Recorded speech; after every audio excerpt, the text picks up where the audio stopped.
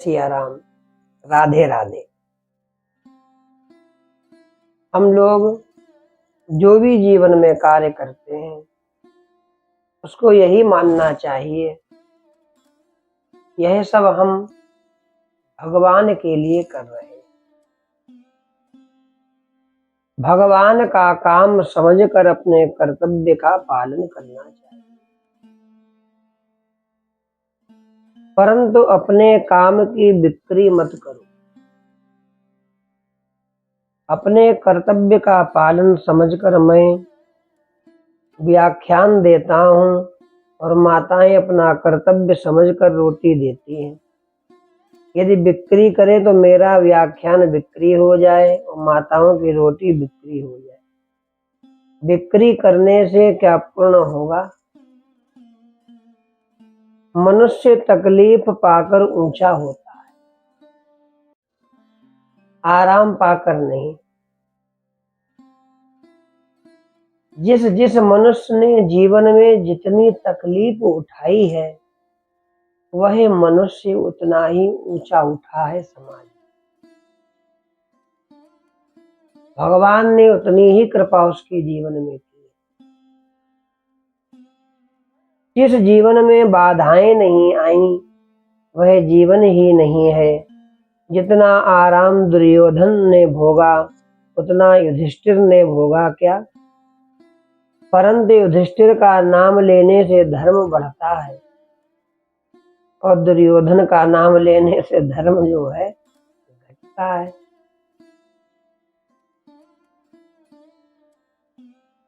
छुआछूत मिटाना हो तो हृदय की छुआछूत मिटानी चाहिए। तुम्हारे हृदय में कितना पाप है और हमारे हृदय में कितना पाप।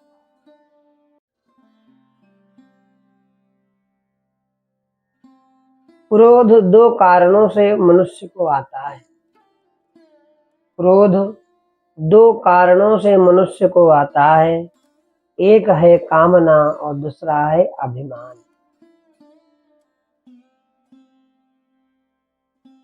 किसी चीज की कामना हो और ना प्राप्त हो तो मनुष्य को क्रोध आ जाता है। कहीं हम जाएं, हमारे मन में हो हमको यहाँ मान प्राप्त होगा, सम्मान प्राप्त होगा, और ना प्राप्त हो तो क्या होने लगता है? क्रोध।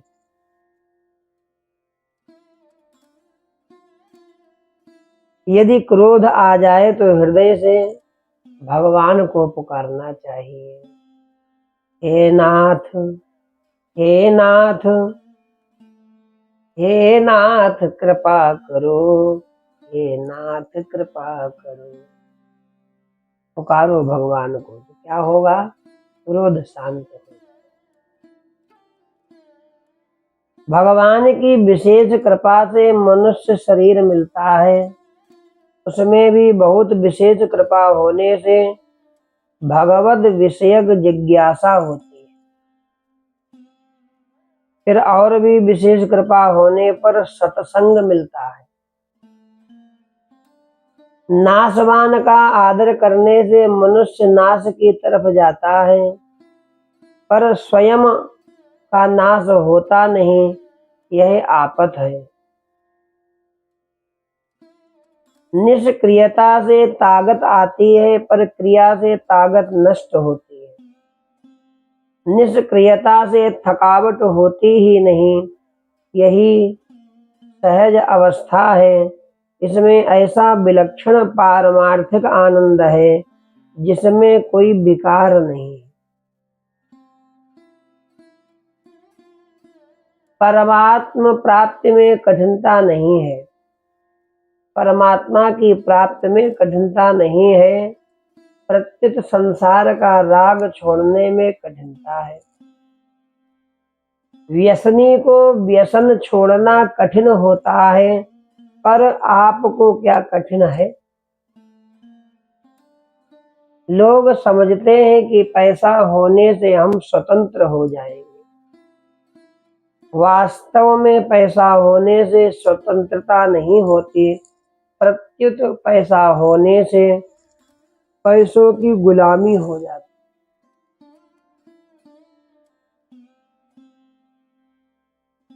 समाधि से भी बड़ी एक चीज है, वह है अपने आप में स्थित होना। मनुष्य को अपने आप में स्थित होना चाहिए। चित्त वृत्ति निरोध से भी स्वरूप में स्थिति होती है। मैं हूं यह स्वतः स्वाभाविक है। सबके भाव तथा अभाव का अनुभव होता है, पर अपने अभाव का अनुभव कभी किसी को नहीं होता। जब तक जीव प्रकृति में स्थित होता है, तब तक अपने गुणातीत स्वरूप का अनुभव नहीं होता। गुणातीत होना नहीं है, स्वतः है। मैं हूं ऐसा करके कुछ भी चिंतन ना करे। चिंतन रहित होने से स्वस्थ है, गुणातीत है। होनापन हमारा स्वरूप है। प्रकृति में स्थित होने पर भी स्वरूप में स्थित स्वतः है। यह जीवन मुक्त की स्थिति है।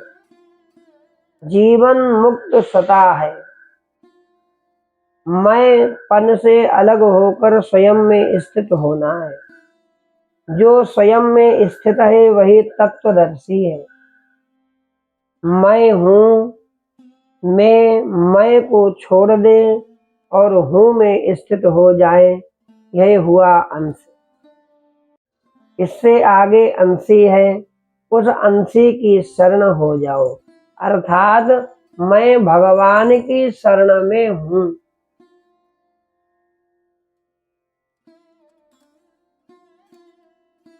भगवान के हम अंश हैं और भगवान हमारे अंशी हैं। अनुकूल प्रतिकूल परिस्थिति के द्वारा पूर्ण पापों का अपने आप नाश हो रहा है। अनुकूलता प्रतिकूलता की सत्ता हो तो वह ठहरे, पर उसकी सत्ता है ही नहीं। गंगा जी की तरह सब संसार निरंतर बह रहा है। गंगा जी जिस भांति बह रही हैं, इसी प्रकार संसार भी बह रहा है। कोई भी चीज रहने वाली नहीं है। भक्त के लिए प्रतिकूलता में विशेष भगवत कृपा होती है।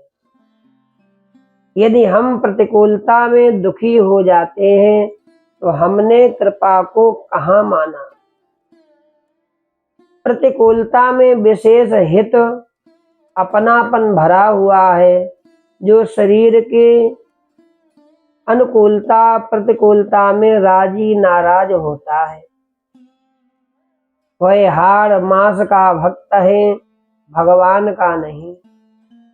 बाजार से कोई वस्तु खरीदते हैं तो चख कर लेते हैं, पर वैद्य जी की दवा चख कर नहीं लेते। वैद्य जो दवा दे वही लेनी पड़ती है। अपनी मनचाही तो किसी भी नहीं हुई, अपनी मनचाही तो किसी की भी नहीं हुई।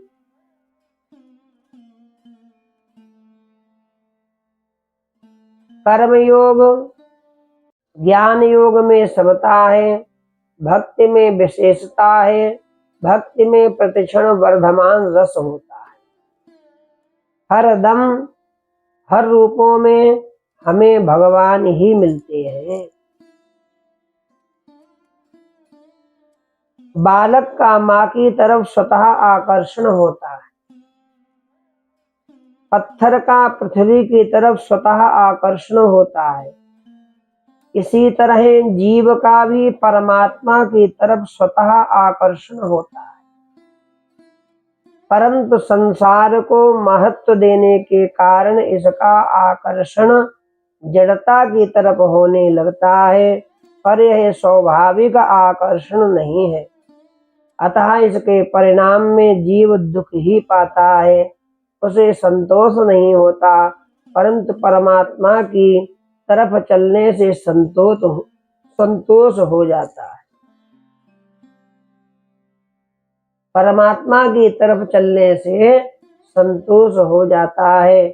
शांति परमात्मा की तरफ चलने से अथवा संसार का त्याग करने से ही मिले। तो फिर देरी क्यों? परमात्मा की ओर बढ़े। परमात्मा की तरफ चलने वाला मनुष्य प्रत्येक का मित्र बन जाता है, सबका आदरणीय हो जाता है, चोर डाकू भी उसका आदर करते हैं। ज्ञान मार्ग में द्वैत है और भक्ति मार्ग में अद्वैत है। कारण कि ज्ञान मार्ग में विवेक है, सत और असत दो हैं, पर भक्ति में एक परमात्मा ही परमात्मा है।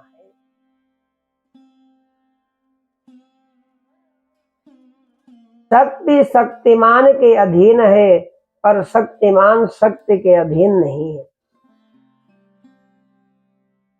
गीता का अंतिम सिद्धांत है भक्ति। गीता जी का अंतिम सिद्धांत है भक्ति।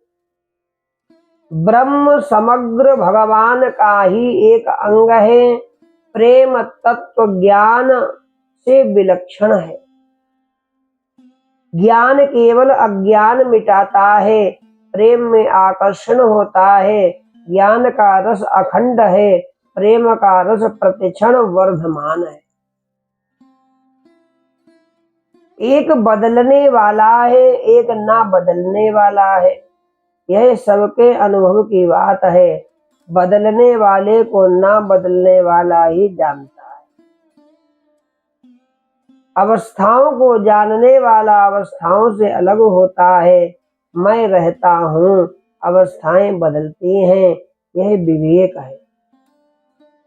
विवेक को महत्व दें तो यह स्पष्ट हो जाएगा। अनुकूलता प्रतिकूलता आती जाती है। आप रहते हो, उनको लेकर सुखी दुखी होना मूर्खता है। संसार का वियोग नित्य है, वियोग को आदर दो तो निहाल हो जाओगे। सत्संग अर्थात सत का संग होगा। सत्संग अर्थात सत का संग तब होगा जब अनुभव करेंगे। भगवान की कृपा निरंतर बरस रही है, अनुभव करने की बात है। जिसको अनुभव हो रहा होता है वह कहता है कि हमारे जीवन में भगवान की कृपा है। और जिसको भगवान की कृपा का अनुभव नहीं होता है वह कहता है भगवान कहाँ है, ढूंढ रहा है।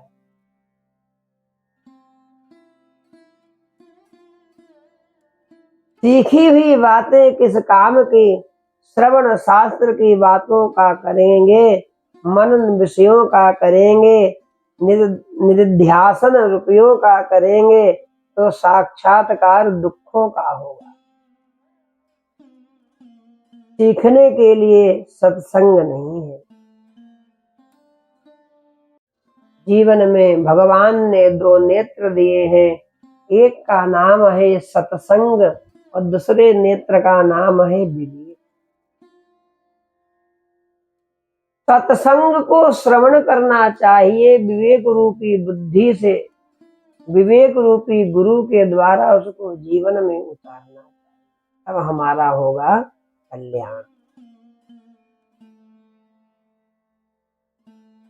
केवल सत्संग श्रवण से भी लाभ नहीं। जब तक आप विवेक रूपी बुद्धि के द्वारा उसको अपने भीतर ग्रहण नहीं करते, अपने जीवन में उसको नहीं। कर्म योग से शांति मिलती है, क्योंकि अशांति नाशवान पदार्थों के संग से होती है। ज्ञान योग से स्वरूप में स्थित होती है। भक्ति योग में शांति और स्वरूप में स्थित दोनों रहते हैं, पर साथ ही भगवान की ओर विशेष आकर्षण रहता है। भक्ति विरक्ति भगवत प्रबोध तीनों एक साथ चलते हैं। भक्ति में ये तीनों बातें हो जाती है। भक्ति में ये तीनों बातें हो जाती हैं। शरीर में ममता रहेगी तो समता कैसे होगी? शरीर में ममता रहेगी तो समता कैसी होगी, नहीं हो सकती। दोहावली में आता है, तुलसी ममता राम सो समता सब संसार। तुलसी ममता राम सो समता सब संसार। प्रेम ऐसी अग्नि है जिसमें पड़ने वाला तो आनंद में रहता है, पर देखने वाला जलता है। जो सत्संग में नहीं लगा है वह सत्संग की महिमा नहीं जानता। प्रेमा भक्ति की प्राप्ति के लिए करना नहीं है, प्रत्युत रोना है। तात्पर्य है कि प्रेमा भक्ति की प्राप्ति उत्कट अभिलाषा से होती है।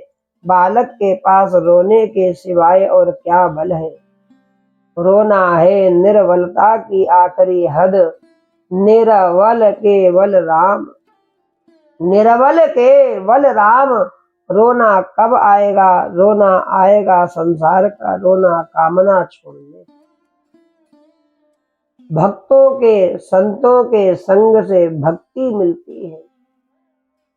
भक्तों के और संतों के संग से हमारे जीवन में भक्ति प्रकट हो जाती है। चुप साधन तो बहुत बढ़िया है, पर समझने में बड़ा कठिन है। तत्व की प्राप्ति क्रिया के द्वारा नहीं होती, अप्राप्त वस्तु के लिए क्रिया होती है। प्राप्त तत्व के लिए क्रिया करोगे तो तत्व से दूर हो जाओगे।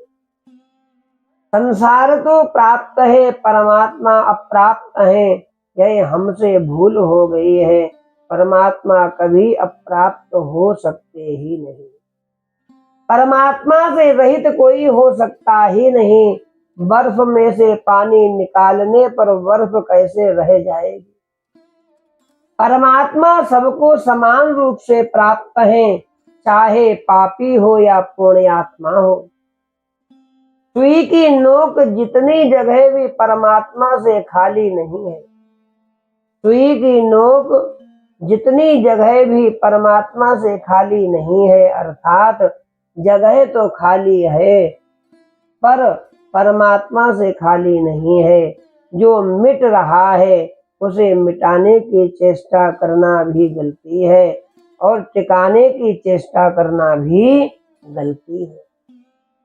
कामना होती है, संसार की सत्ता मानने से संसार निरंतर मिट रहा है, फिर कामना कैसे होगी। चुप साधन से कामना मिट जाती है। कुछ दिन चुप साधन करने से एक बल आ जाएगा जिससे राग द्वेष अनुकूलता प्रतिकूलता का असर कम पड़ेगा। चुप अर्थात मौन साधन करना, मौन व्रत करना चाहिए। किसी भी प्राणी से जब कहो कि भैया थोड़ा मौन रहा करो, नहीं लगता है क्या कहता है या हम क्या ज्यादा बोलते नहीं। आपको देखकर संत महात्मा ब्राह्मण कुछ समझ कर ही आपसे कहते हैं कि मौन रहा। मौन व्रत करो, आपको लाभ हो। चुप साधन से कामना मिट जाती है। कुछ दिन चुप साधन करने से एक बल आ जाएगा जिससे राग द्वेष अनुकूलता प्रतिकूलता का असर कम पड़ेगा। कामना करने से वस्तु मिलती है ही नहीं, मिलने वाली वस्तु बिना कामना के भी मिलेगी। हमें मिलने वाली वस्तु कोई दूसरा नहीं ले सकता। हमें मिलने वाली वस्तु कोई दूसरा नहीं ले सकता। यदस्मदीयम नहीं तत्परेशान। कामना मन बुद्धि में होती है, आप में नहीं। आप उसे पकड़ लेते हो। स्वरूप में कोई विकार नहीं है। जितने विकार हैं सब अंतःकरण में आते हैं। आप सुख दुख के भोक्ता भोगी बनते हो, तभी ये विकार आते हैं। चुप साधन में शांति मिले तो उसकी भी उपेक्षा करो। उपेक्षा नहीं करोगे तो भोग होगा। चुप साधन करते हुए नींद आती हो तो आप चुप साधन के अधिकारी नहीं हो। उस समय नाम जप आदि करो। सत्संग में तात्विक बातों को समझने से जो लाभ होगा वही क्रिया से नहीं होगा। बद्रीनाथ आदि तीर्थों में जाने से नहीं होगा। जो हमारा कहना नहीं मानता उसमें ममता अपनापन छोड़ दो तो वह शुद्ध हो जाएगा। अशुद्धि ममता से आती है। ममता छोड़ने से आपको शांति मिलेगी और उसका सुधार होगा। त्याग उसी का होता है जो अपना नहीं है। प्राप्ति उसी की होती है जो अपना है। सारा संसार भगवान का ही स्वरूप है। वासुदेवः सर्वम्। संसार को भगवान का स्वरूप देखने में किसी प्रयास की अथवा विवेक की जरूरत नहीं है। सीधे सरल भाव से देखें। एक